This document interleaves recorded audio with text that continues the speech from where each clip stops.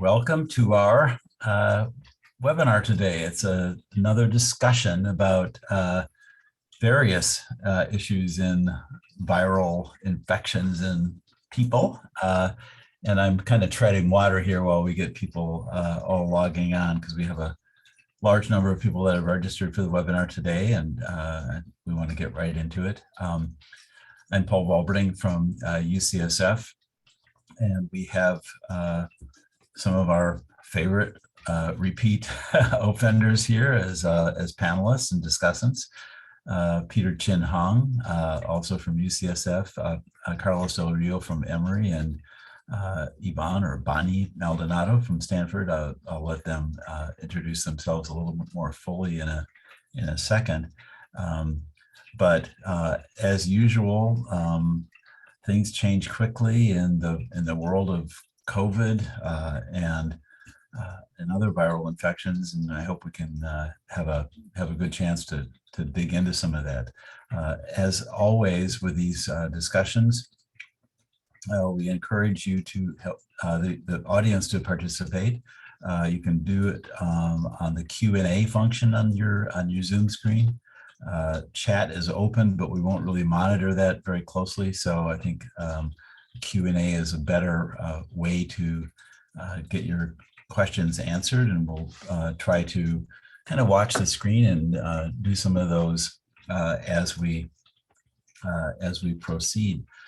So let me have the panelists give a little bit better introduction of themselves now. But again, as a reminder, this is a program organized and sponsored by the International Antiviral Society USA, professional organization that's been devoted for many years now to professional education, initially with a strong focus on HIV, but over the years, as other infections have kind of burst on our scenes, HCV in particular, COVID most obviously recently, but also Mpox, and others, we've been able to kind of continue this discussion with experts, bringing people up to date, and I hope this is a useful format for you. So let me start by going through the people again, have them give a little bit more background about their own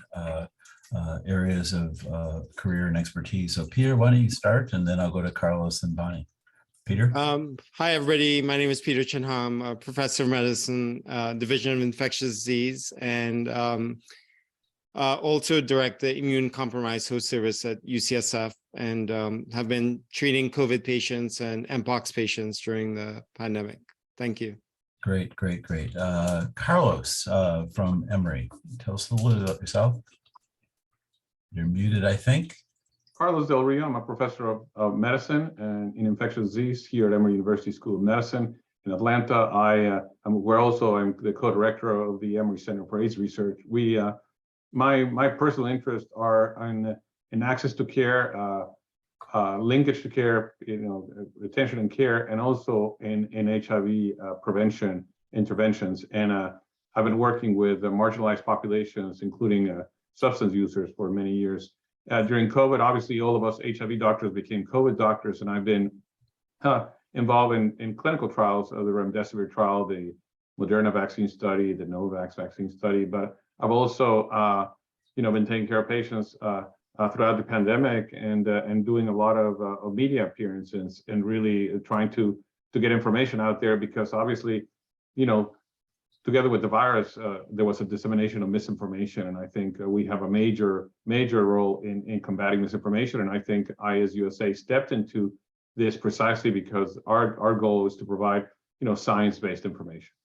I'm sure we'll have a chance to talk more about that issue in particular, I think, as the hour goes on. Bonnie, tell us about yourself.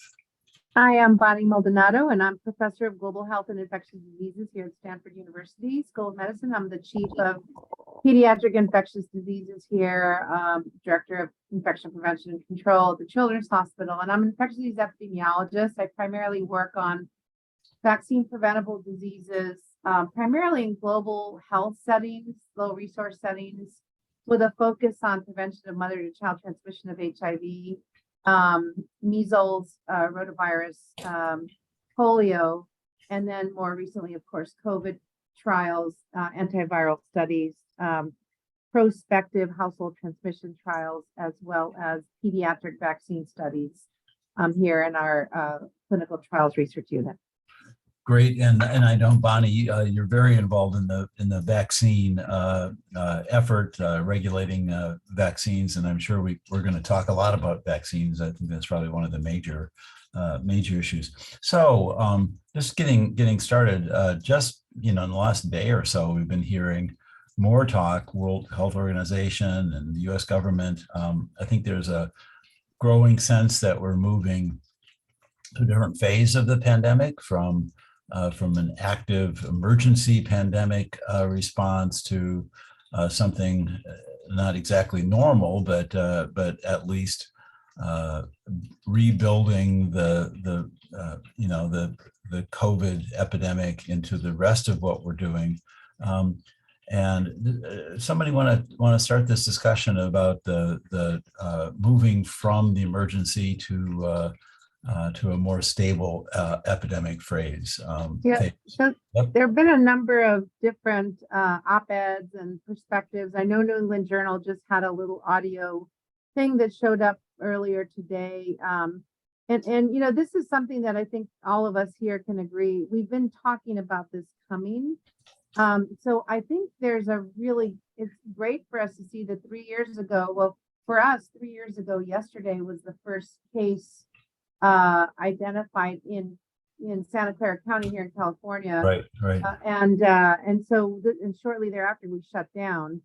So we are, leagues away from that at this point. We have lots of interventions, but at the same time, there's a couple of issues that I think I just want to touch on briefly, and I know the others can too. One is our tolerance for this disease, which again, we're now seeing between 350 and 500 people dying every day from this disease. Now, granted, it may be a specific group, particularly more high risk group, but even last week, we still had a child here whose family was vaccinated. The child was 9 months old, not vaccinated, even though they could have been. Child wound up in the intensive care unit. So we are seeing today, yesterday's data showing that COVID-19 was the 8th most common cause of death in kids. So we should not be complacent. I don't think we should press the panic button, but we need to start incorporating daily ways to deal with this and not just shrug it off and say it's over. It's not over, but we need to build in standard practices. The second thing briefly I want to talk about is the vaccine effort, which we can talk more later. But the issue is, what did we do? What mistakes did we make during the pandemic? There were a lot of mistakes, but there were also a lot of successes. These vaccines are fabulous. I think they will continue to be fabulous. We can't expect them to walk on water. We need to make sure that people understand that we can still use these vaccines to keep disease suppression going forward. And I think that's really the message, that we need to continue to use these therapies and not just throw the baby out with the bathwater. So I'll stop there. Great. And there's a lot to talk about, obviously. Carlos, you and I both watched a program just a bit earlier this afternoon with Ashish Jha, who was talking a lot about kind of what it means to move from an emergency status. Do you want to talk a little bit about that? Practically, what does it mean in terms of access to vaccines? Well, I think, Paul, that it was good to hear Ashish, but I think it's important to mention what ending the emergency declaration does and what it doesn't do. I think one thing that it does, and the things that I'm more worried about, is the impact it has on places like the CDC. Because, for example, because of the way the emergency declaration was written, states are required to inform and to provide data to CDC. With the end of the emergency declaration, states can decide no longer to provide data. It's going to be just, you want to, you do it, you don't. So I think we're going to lose a lot of surveillance. I think we're going to lose a lot of the information that we need as clinicians, and I worry about that. Let me jump in, Carlos, to say, kind of, haven't we lost a lot of surveillance already because of the move away from testing? Yeah, but we still have a lot of data that I think is going to totally go away, and I worry that the few data we have in the states will no longer be required, and we're going to see states like Florida saying, look, we're not giving you anything, or Texas or other states are going to say, we're not going to give you anything. And I worry about that. It also takes away a lot of the, I thought Ashish gave a good example, right? The emergency authorization, the public health emergency gave authorization to do unusual things. So a hospital can say, we're going to build, ICU beds in our parking lot and put a tent there and make that ICU beds. And CMS said, okay, fine, go ahead and do that. That goes away. You can't do that anymore. And, that's not bad. In a way, we want things to go a little more to normal. The most important thing that will go away for the patient, for the typical individual, is many of us have gotten used to, you go into the website and you get eight COVID tests per month and you have them at home. That's going to go away. Free testing is no longer going to be available. What's not going to go away is the availability of free vaccines and free treatments. The government has enough of a supply right now that even though the emergency use authorization the public health emergency will disappear come May 12th. May 12th, if you test positive, you're still going to be able to go ahead and get your vaccine and get your treatment, at least for some time. How long a time, we don't really know. Now, what I worry about the most, and I think it wasn't discussed today, is, this has been a pandemic that has shown enormous health disparities. And I just worry about the poor, the underserved, and the people that are going to be left behind. And I know for a fact from talking to people at HHS that there's a lot of discussion of what we can do, that despite the ending the public health emergency, we'll still be able to provide testing and other capabilities to people who are uninsured, who are poor, who don't have access. Because otherwise, we will continue to see what we always see in our country, right? A disproportionate impact of disease going to the people that are least well off. And I do worry about that, especially when an administration said we're going to focus on health equity. So my biggest concern is that we will, lose any focus that we have right now on health equity. So let's take it into a real practical direction. Peter,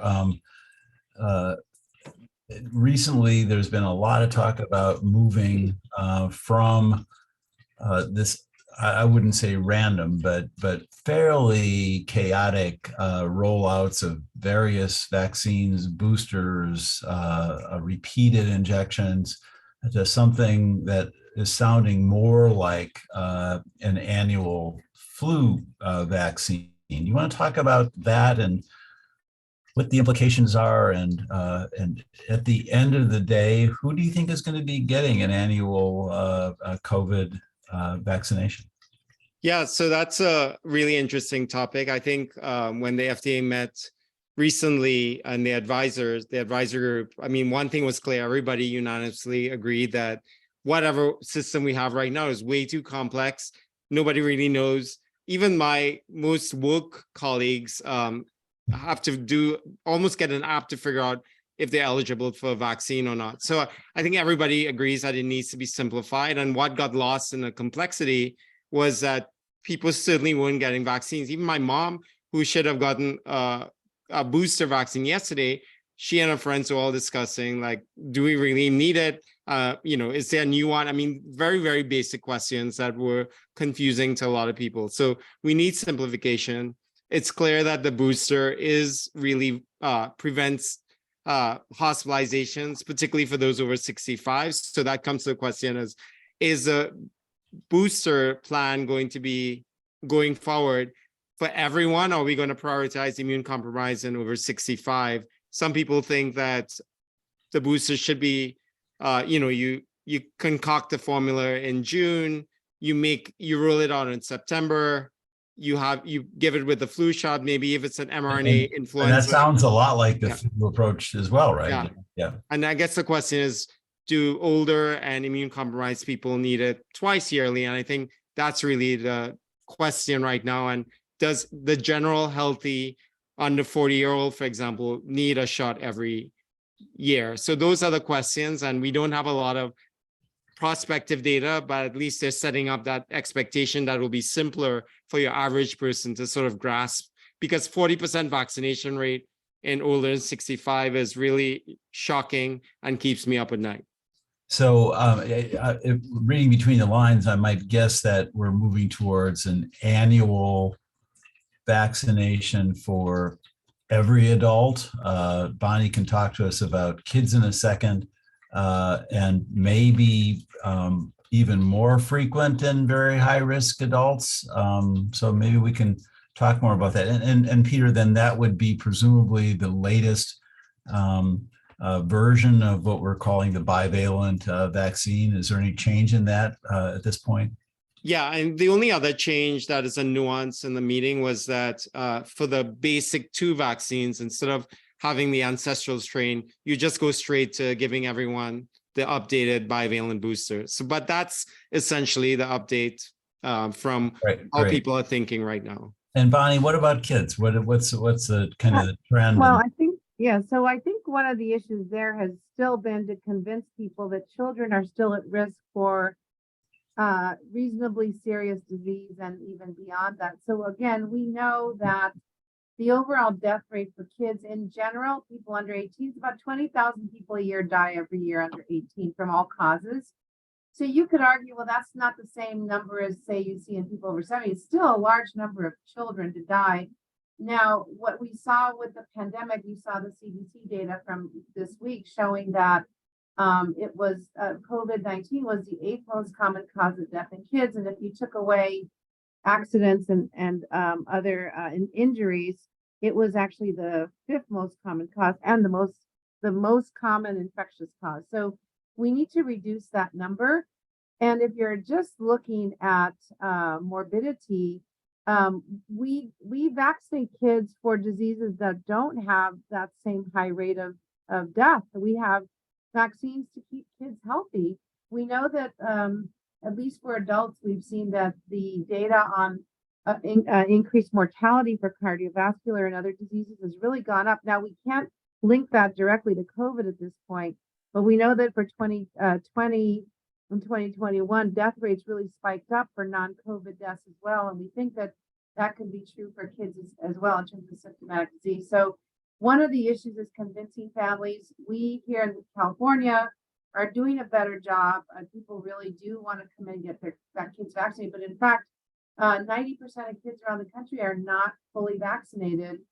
And even fewer, of course, have boosters. So really getting that we're right now doing trials for Moderna and Pfizer to look at primary series vaccines with the bivalent vaccine so that we can start to have the FDA review bivalent boosters, whatever they look like down the road, right? For primary series. And the idea is not everybody must have it, but we need to know what we have to have in our back pocket to prevent this disease. Remember, we have vaccines for rotavirus, for diphtheria, tetanus, and pertussis, and we know that diphtheria, we haven't seen a case, really very rarely, but it's still a disease that you want to prevent in kids because it's horrific. So we want to build this as a primary series platform for everybody, kids included, but adults as well. I mean, remember how hard it was to get adults to take flu vaccine, to even get the Shingrix vaccine. Yep. And so building those platforms for all ages is going to be a real communications issue, which I'm not quite sure CDC has really optimized, but that's where they really need to go, is how to convince people that we need to do this. And somebody brought up a comment around anti-vaxxers, which we can talk about later, but yeah, I'd like to convince people. I was on media the other day trying to talk to a reporter about why polio is not caused by pesticides. I mean, right, we're back to square one here, so we really need to get back to basic science. And I really do want us to do that. And there's a zillion things to talk about. And just to perseverate a bit here, we've been through something pretty amazing. We as people, and we're going to be hearing and thinking a lot about it. Carlos, one thing that I was thinking about is kind of that one of the good reactions that we've had to this is to use existing platforms to test some of these ideas. And I know that you've been involved in the ACTG and other cooperative groups. You talk about how medicine kind of took existing structures like that and kind of included COVID and how that helped our response to this pandemic? Well, it's not just the ACTG, but I would say Oh, of that, course not. the reason we're able to do, we made PCR testing available to everybody so quickly is because we built a platform for PCR testing in HIV, right? And now throughout the world, you have, Roche machines and PCR machines that are doing viral load testing. And that became sort of part of the armamentarium that we have in laboratories in places that, maybe they couldn't do a blood culture, but certainly can do a PCR. And that has made a huge difference. So we build on the expertise in clinical trials through the ACTG, the HVTN, the HPTN. In fact, the three of them came together in something called the CoVPN. The VTUs became involved. So the clinical trial infrastructure that we built in our country paid enormous benefits in allowing clinical trials to take place. Can we make it better? Absolutely. But it was also the laboratory infrastructure, the community engagement. I would say that it was because of the work that I had done with community around HIV that we were able to recruit minorities into COVID studies, because we had those connections, we had the community participation, we had the community involvement.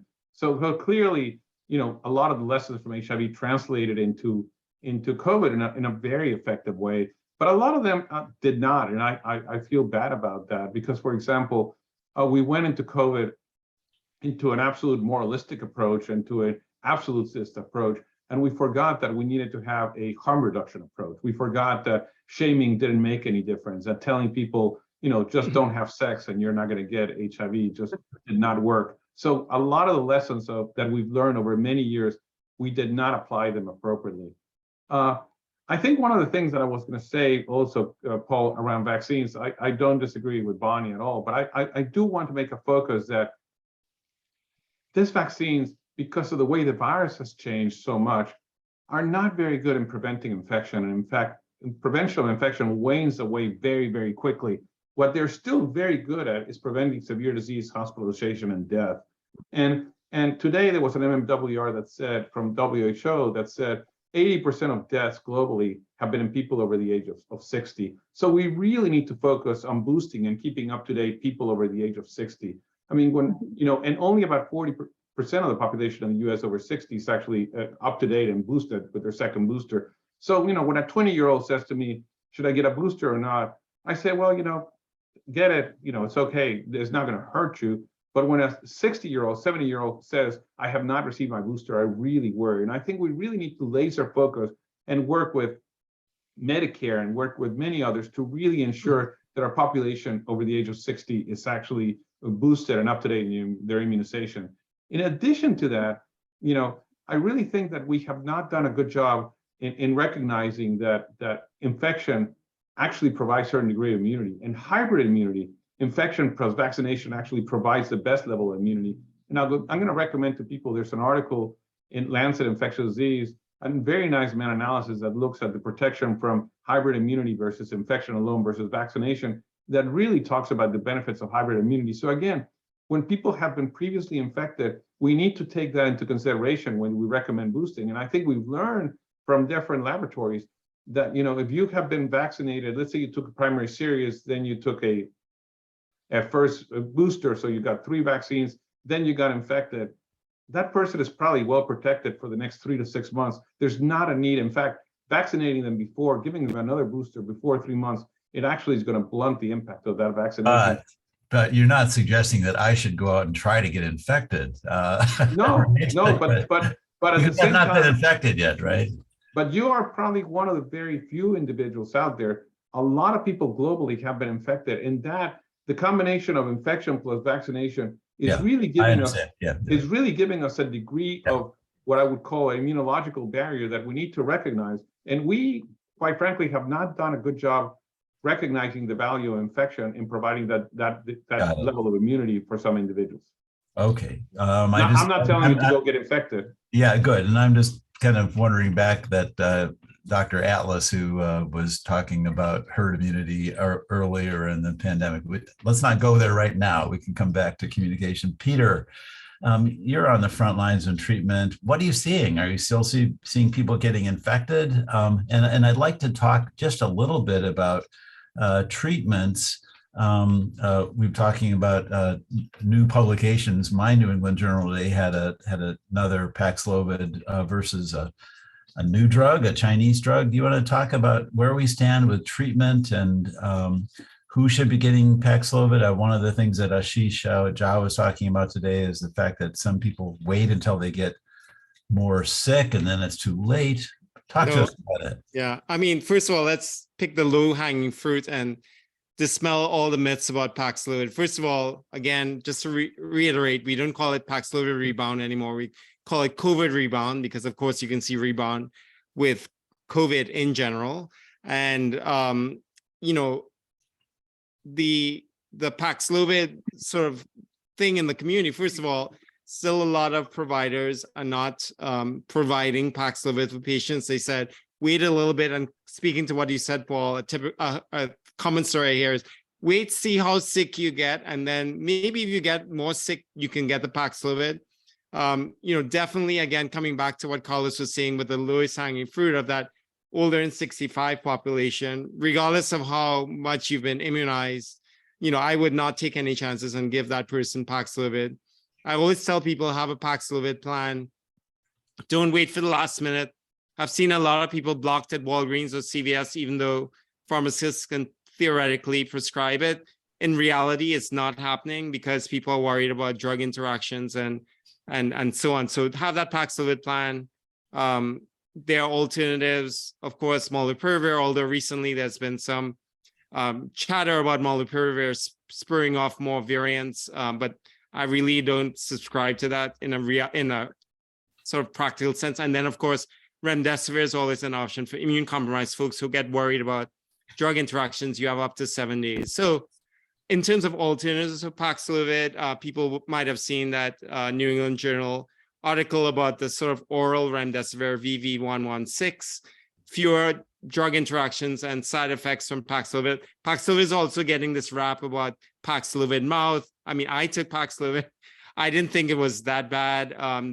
The sort of taste wears away after a while. And a lot of people in fact, in that VA study that was celebrated for looking at the use of Paxlovid in preventing long COVID, when you look at the study in the VA population, only 20% of people who are eligible for Paxlovid got prescribed Paxlovid. So again, that's Paxlovid sort of like alternatives. In terms of new therapies, we haven't really changed our paradigm too much in the hospital, although there have been lots of studies looking at a lot of other immune modulators and even the microtubule disruptor that's an oncology drug, but they either cost too much and they're not really they haven't really been integrated into regular care as much. So for me, the sort of big emphasis is in trying to identify early COVID, even though we've lost the monoclonal antibodies, but that's tied to diagnostics. So coming back to what Bonnie and Carlos said about losing those free tests early on, I'm worried about the fact that it will also, ending the free testing and all that, those services will make the divide bigger in terms of severe disease, because a lot of people just wouldn't get the test, so they don't know that thing that they have is COVID, and therefore they'll progress on to serious disease. So I think what this brings up, Paul, is Yeah. really, sorry, from a governance standpoint or a regulatory standpoint, is there's no one place where we're back to where we started from. There's no one place where you can go. So FDA licenses, ACIP writes clinical guidelines, but they only talk about vaccines.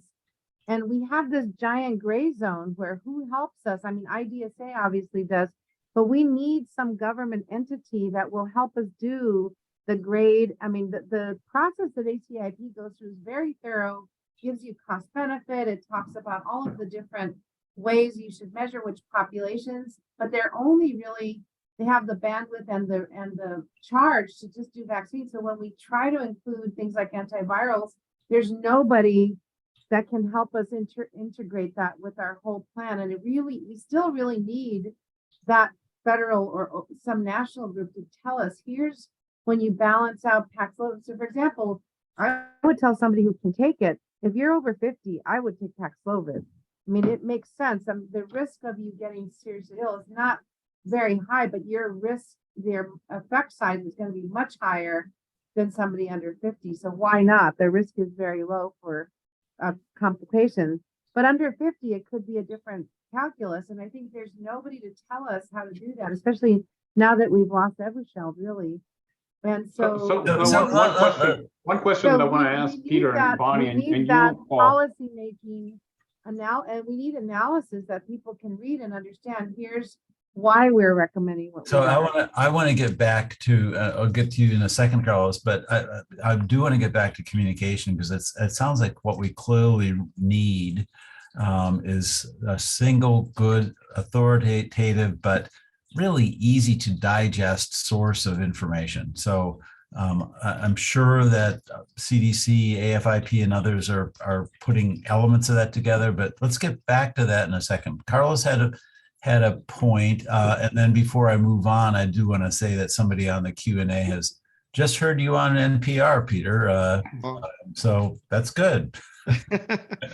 Talk about communication. Carlos, you were. No, I think the question, the point I was going to make is, as you know, this week the FDA actually removed the requirement of a positive COVID test to get Paxlovid, which it's interesting, and I don't know, quite frankly, how to operationalize that, right? But it's almost saying, it's almost gone to the good old days where somebody came in during flu season with what you thought it was flu, you didn't test them, you just prescribed oseltamivir. But I think it's a lot harder to do with COVID. But I think it's going to be interesting to see how we make that operational. I still would love to get somebody tested, and I still think there's a value in testing. And there's not. Well, it's important to start treatment. There's not an urgency, and you have some time. So it's very different than oseltamivir, that you have a very short window before you can start therapy. So there are a couple of questions here. One question I want to ask all of you in just a second. So think about it.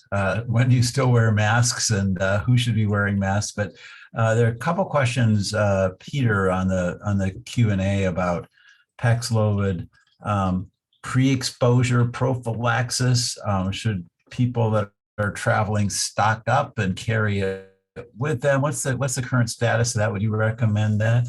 That's a serious question. The official statement. I'll give you the unofficial statement. Okay, the official statement is you're from the emergency use authorization only supposed to give Paxlovid if the person has COVID. The unofficial statement is, of course, like any ID doc will say, we give meds to travel for lots of reasons. And the last thing I'd want to do is be stuck somewhere with COVID with my elderly relatives and not have them have access to something that can save their life in a health system that I don't know and I won't be able to access, or I have to run around and try to find some concierge doc in some random country.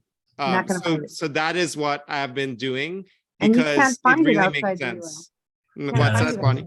As Bonnie's saying, you can't find Paxlovid necessarily in these other countries as well. It's going apparently by rumor. I heard you can sell Paxlovid for $1,000 in China, but that might be rumor. Is it real Paxlovid? Yeah. Okay, let me ask about masks, because this is something again that came up with Ashish's discussion earlier today.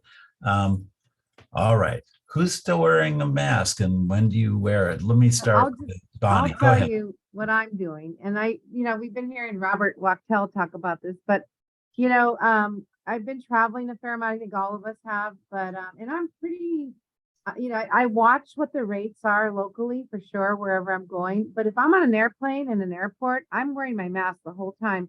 I'm teaching a class right now to Stanford undergrads and PhD students, and we're recommending masks, but we're wearing them all. Because I'm not going to, I know my risk, I'm vaccinated, boosted, I have Paxlovid access, but I don't want to get sick. Why would I think? Yeah. Go out and sit in a room with a bunch of people. It's wintertime still. So, and plus there's flu and RSV, it's getting better. But those are not benign diseases. So I wear it in classroom settings. If we're outside eating, it's certainly not where we were even a year ago. But if I'm on a plane, I will. And it depends on where you go, right? Certain places, if you're on certain planes, many people are Other places they're not, but Okay. I still think it's worthwhile. And it's not just COVID anymore. I think the bar is lower. As an infection control person, I always wanted my patients and families to come in wearing masks no matter what, especially during winter season. So I think, if you can and you feel comfortable, I think it's worthwhile, but it's not, if you're around, again, as Peter said, if you're around an elderly or immunocompromised family member or colleague, you really do want to be careful. So Carlos, you're going to go to the grocery store when we're done. You're going to take your mask along and you're going to put it on, or you're going to keep it in your pocket? It depends what time I go to the grocery store, and depends who, if it's crowded or not. I think if you're in a crowded environment, it's a very different situation than if you're in a non-crowded environment. I do think that, in healthcare, we definitely continue wearing masks, and I think that it's a place where masking has continued. But I do want to point out that, that there is a recent Cochrane review, again, not really showing a lot of efficacy in masks. And I think one of the things that we really have not had is, despite everything, the science of masking still needs to be developed. But I agree with Bonnie. It may not protect you very much against COVID, especially with Omicron being highly transmissible, but it may protect you against flu, RSV, and other things. And again, it's not just because of one virus that you're going to wear a mask. So I agree with Bonnie. I think if I'm, at the airport, especially, I think the two high-risk times at the airport is when you're going through when you're boarding the plane, and when everybody's crowding there in the aisle and everybody's breathing on top of each other. That's when once you're sitting in your seat and, the air circulation is happening, may be a very different situation. But it's certain times that you want to be sure that you're protected and you're giving some level of protection with a mask. Having said that, again, you see a lot of people keeping their mask underneath their nose and all sorts of things. So, we have to also, if you're going to wear a mask, you got to wear it appropriately, and it has to be a good mask. But I think it feels as though we might be getting back to a situation where, a number of people have been, without being too stereotypic, I think we see in the Asian communities more use of masks. I'm talking about before COVID now, and I wonder if we're not going to realize. Well, they got sensitized from SARS. I think they learned. Yeah. Peter, what's your thought? What are you doing now in terms of masking? What do you tell people? So what I tell people is, again, it depends on who you are and the company you keep. If you're older than 65 unboosted, I would definitely keep a mask on if you live with somebody. And I've seen another set of interesting way of that people have been wearing masks more recently, which is like they want to go to a wedding or they have like an event, and like I'm seeing people sort of like become extra cautious in that lead up to that event because they don't want to get COVID. So I've seen it in that. But for me personally, I agree, going through TSA, boarding the plane and exiting the plane are sort of like my must mask areas. But apart from that, I always carry it around. Sometimes people want you to wear the mask, so you want to always be ready for it. Like going to some, productions and musical performances, stuff like that. And then in the hospital, we're still wearing the mask all the time. So that's the thing. And then the other group I've also been seeing wearing masks a lot and have a lot of empathy for it is essential workers, because again, they're coming into contact with people over and over again, and they can't afford to be sick as much as possible. So that's where, I think we all have to have empathy for each other and who decides to wear a mask whenever they decide to. Yeah, no, I know. I've been noticing in the grocery store that I go to most frequently that the staff pretty much still are all masked. And I think it's, as you say, that they're exposed to everyone coming past their cash register. So I think it makes a lot of sense because a lot of the people coming by are not masked. So that's an important issue. Let's talk a little bit about the latest variant that's buzzing around. We've been through so many variants. What are we seeing with the latest one? It seems like it's very transmissible, but maybe not such a strong clinical effect. Anyone want to tackle that?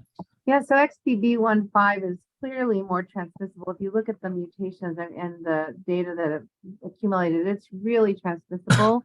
It's hard to know how much more severe it might be because we have so much immunity now.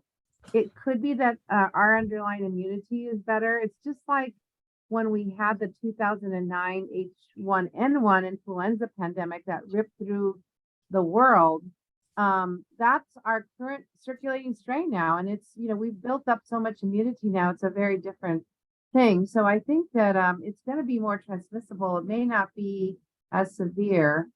So, and we're just hoping, I think a lot of us are hoping when we follow next strain and GOAs and others, that we were lucky with the Chinese big outbreak, the zero policy to the no policy, basically that we didn't see a weird variant pop out. Yet there's some, but certainly Omicron, I think, was a black swan event. I hope we don't see another black swan event like that, but it's a possibility, or another coronavirus popping up. But it seems like it's just going to keep evolving, and our immunity will evolve with it. I do think, as Carlos and Peter said, with ongoing annual boosters, we can just boost up our T and B cells so that we can keep, if we get infected, we're not going to get very sick, even with these more transmissible strains. I mean, the cold is very transmissible, and yet, we don't get hospitalized for that, really. So I don't know what the others think. So there are a couple of questions on the Q&A about the type of mask, just to make sure people are clear. I think as one participant mentions, the KN95 and the N95 are clearly the way to go. These masks are now so available, so inexpensive, that I think wearing these old paper masks, we should be moving away from that to the better mask. So when you wear masks, if you wear masks, use a good one. And as I think Carlos may have mentioned, do wear it over your nose and under your chin, so it has a chance of doing some good. One question that's come up in the Q&A as well as, what about seasonality? I mean, over the course of this pandemic, we've been saying, well, it's going to be like flu, it's going to be seasonal, you're going to see, and I don't think we've been very good at predicting when the big outbreaks are going to happen. How seasonal is this? Well, so coronaviruses in general are seasonal. This virus has not been able to establish a seasonal pattern yet. So, and we saw that because we've been interfering with its I don't know. I think it's hard to say. I think because it's new to us, and we're just seeing constant waves of transmission, we haven't been able to let it settle down into a seasonal pattern. Just like with other diseases, RSV and flu tend to get their seasonal patterns disrupted when something else happens around them. Look what happened with RSV and flu in the last few years. When we had the 2009 H1N1 pandemic, we had an atypically quiet year. And then in April, way after the season was supposed to end, it just boomed. So something about that year really changed the seasonality. But I suspect it should settle down into a seasonal pattern, we hope. But I don't know any more than that. I don't know if the others do. Yeah, but I think I remind people that, for example, at least with COVID, in places like Florida, the seasonality, is actually when there's more transmissions in the summer, when people are indoors and with air conditioned. In the wintertime where it's not as hot and people are more outside, you actually see less transmission. So I think the seasonality has to do with when people gather indoors and when there's a lot of crowding indoors and there's more transmission of respiratory Well, viruses. except that, and I agree with you, except that RSV and flu, even in Florida, they're a little bit shifted over from the other states, but they still have a seasonal RSV and flu season. So Yeah, no, I agree, but I think COVID is very different. I'm not sure. Yeah, COVID that's what I'm is- saying. I don't think we have a seasonal pattern. yet for and flu. yet, do you think we're probably going to, even without that clear seasonal pattern, do you think we might go to say, let's do an annual vaccine, let's do an annual COVID flu combo vaccine, and do it timed with flu, which is obviously quite seasonal, just to make it clear what people should be doing. Well, but that may be convenience more than science, right? Yeah, I'm saying agree. convenience. Yeah. And sort of leading us back a little bit to something we talked about earlier on, and people on the Q&A have been raising this issue. let's talk again then about communication, kind of. So we can't probably deal with the people who make profit from misinformation, right? Can't help, we can't convince them. Is there a best practice? How much progress are we making? And I shouldn't even be asking you guys because you're the expert communicators, but how do we communicate more effectively? Clearly, we haven't been doing a good enough job. Peter, you're the NPR guy of the day. Do you want to talk about that? Hardly. I mean, I think there's some basic components of communication. One is you don't have to stay in your own lane. I think we learned during COVID that everybody in the health sciences, everybody in this audience could be an effective communicator, and you don't have to be the antibody expert to do that. And Ashish Jha always talks to me about that too. I mean, it's really important to everybody to feel empowered to say the right thing. Number two is, I think what we learned during COVID vaccination rollout is that you need to have people from the community give that communication. And we learned that during MPOX too, that it also your communication needs to be very specific. It needs to be from a trusted source. It needs to be simple. There was an analysis in a JAMA recent publication showing that much of the state's recommendations about COVID in various states was above an 8th grade level using very technical jargon. So I think simple things like that can go a long way.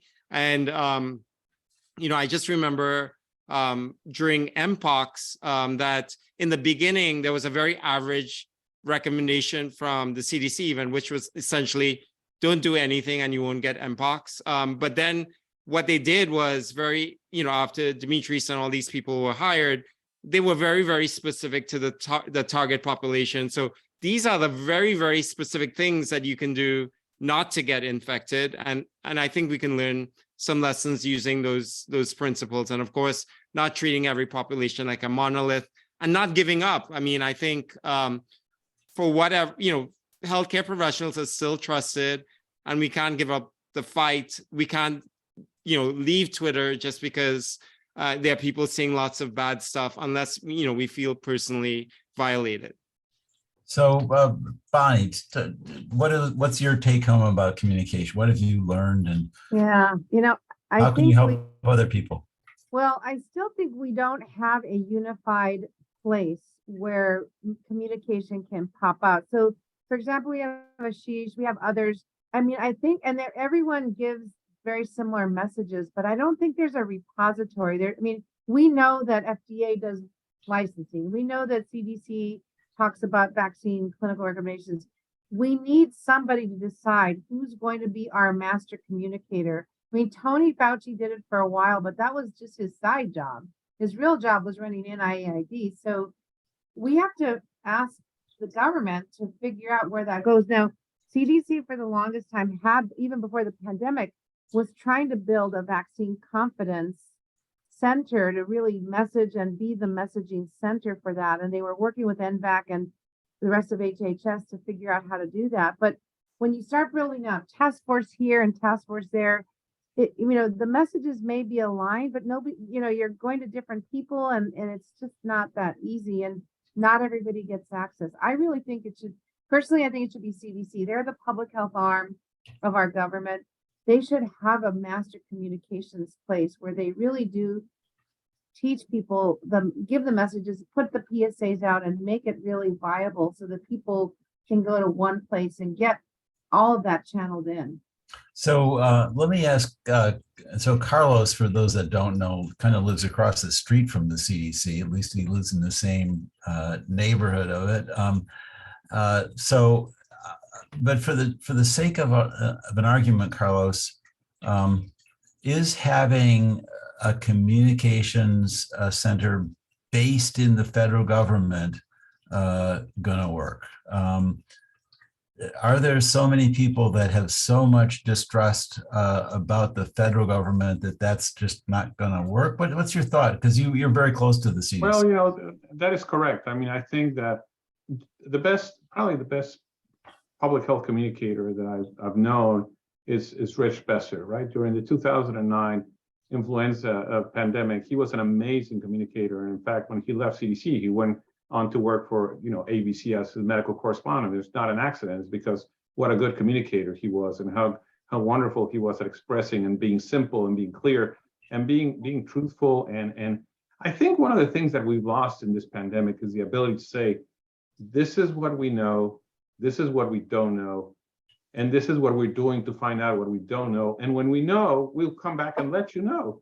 And as a result of that, things are going to change. And that very simple message, people just simply didn't get it across. So we lost a lot of confidence in people. I think we need to regain trust. And in order to regain trust, it cannot just be the federal government. It really has to be at all levels. And I think, medical societies, organizations like IAS-USA, we all have a role to play in getting communication out there. And, I say that that you need to be reliable, you need to be truth, you need to be honest, you need to be concise, you need to be able to communicate in ways that people understand. And we have not done a good job doing that. And I think it's because most of us have never been trained on how to communicate. So I think the most important thing that schools of public health, that public health departments, that medical schools need to do is really teach communication and how to use different venues of communication to individuals. Because the reality is, you may not realize you're going to be a communicator, but a lot of people, a physician could all of a sudden be called by his kid's school or by a church or community, and they have to communicate, and they don't know how to communicate. Then the message doesn't get across. So communication has to be one of those sort of basic skills that we all, as public health and as healthcare providers, develop effectively. You see it even on a patient interaction, right? The difference sometimes between a good physician and a bad physician is the ability to communicate to the patient what's going on and what needs to happen. So communication has to be built as a competency at all levels in people in medical fields. So there, And I think, let me just add to, go ahead. Yeah. I think both of those things need to happen. So I'm not saying that we shouldn't have multiple venues we need to have everybody. So for example, even through the American Academy of Pediatrics, we partnered almost daily with CDC to align our messages, but we also worked with them to make sure they knew what we were saying, we knew what they were saying, but we still made our own messaging. And I think that's a great way to do it, so that if you have some degree of alignment, then at least the messaging, the talking points, and what you think might be coming down the road is really helpful for people to message through their own society. I'm not saying we shouldn't have different groups, but I think as a federal anchor, they should really be helping us put those messages out. So there are various comments on the chat about this that I think are worth noticing. The possibility of having social influencers, although I'm not sure how they get known or appointed. Again, with the idea maybe of taking this a little step away from the government. Another of the attendees suggests the Surgeon General might have a role in this. I think, just as an aside, that it's been interesting as someone who communicated a lot in the early HIV pandemic to watch the selection, the Darwinian process of finding great communicators. And I'm looking at three of them right here, but it has been interesting that some people have it and some people don't. I hope it's learnable, but clearly, and we can, we know from watching all the news shows that we watched who those people are. And it seems to me that, as Carlos was saying, one of the really important things is to be really clear about the scientific process, that it doesn't give us permanent truth. It gives us the best estimate we have at that time, and that it can change, and that if it changes, it doesn't mean we were misleading people. It means that we were kind of telling the best we knew at the time with the information that we had, which was incomplete. So I think there are some important messages here, and I'm sure one of the take-homes from this horrible pandemic is going to be kind of consolidating this discussion into something more formal, because we have to do a better job. The stakes are just too high, and now we have people really trying intentionally to misinform the public. So it's going to be especially hard to do that. We're almost out of time, but one of the questions that we've had, one of the things we talked about, I think, was the whole misperception of Paxlovid rebound. And in fact, I think as Carlos or Peter commented, it's really a viral rebound. And one of the things we haven't talked about today at all, maybe just a quick and passing, I don't think we've learned anything more, but what about long COVID? Are we hearing, we're not hearing much about it right now, but what are people sensing, and who wants to jump in and just do a quick update on Well, if you look at the long-term data sets, they're starting to consolidate some of these longer-term large data sets, the VA and others. And it's very clear that even if you can't use causality, but if you look at data sets on death rates and disease rates from 2020, 2021, compared to pre-COVID, it's very clear that we're seeing spikes in cardiovascular and pulmonary deaths, disproportionate to what happened before the pandemic. And you could argue that, people will say, well, it's the vaccine, but in 2020 clearly wasn't. And we see, I'm not saying that it is, but there's going to be those doubters, but 2020 is a pivotal year. We saw lots of these things. And the question is, over time, we do have the RECOVER trials. We're all involved with those right now. We still don't have a lot of data coming out. The latest thing I saw was that there's multiple mechanisms. We don't know how long they last. It seems like a year out, we're still seeing COVID-19 long COVID symptoms, but it's a mixed bag. It really depends on who you are and what the symptoms were.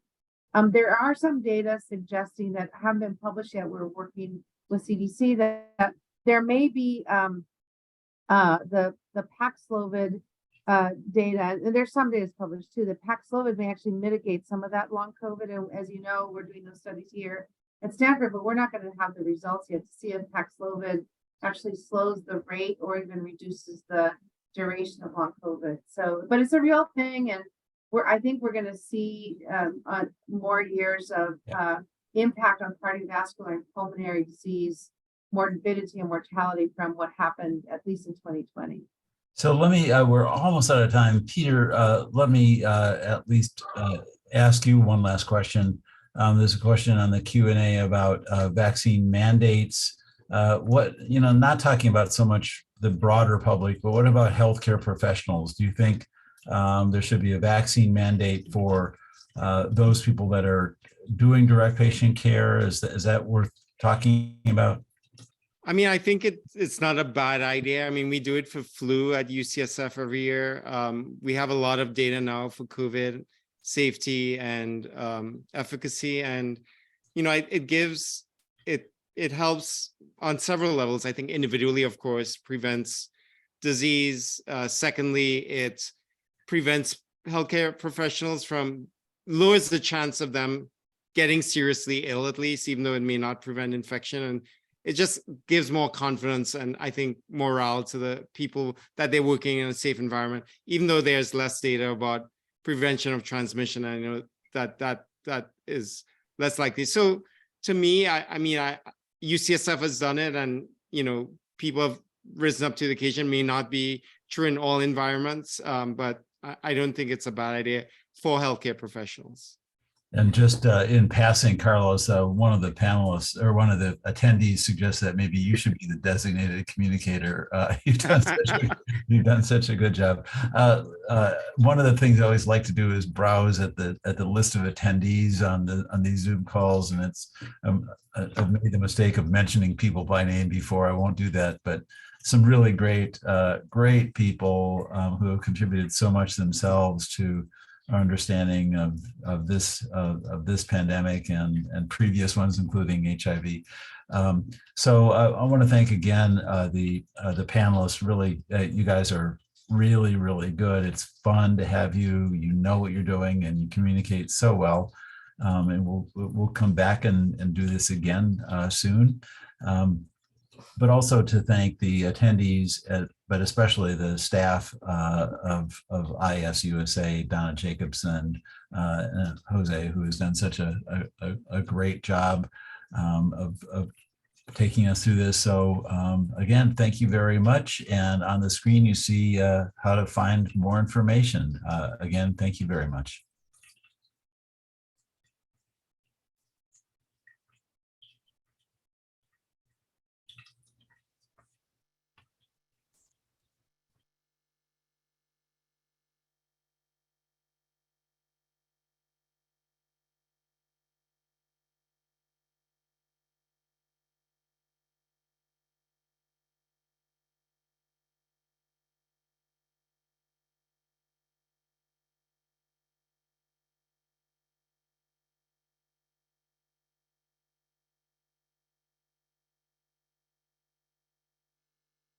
Bravo, Jose. Nice dialogue. Thanks, CJ. Talk to you soon. Good one.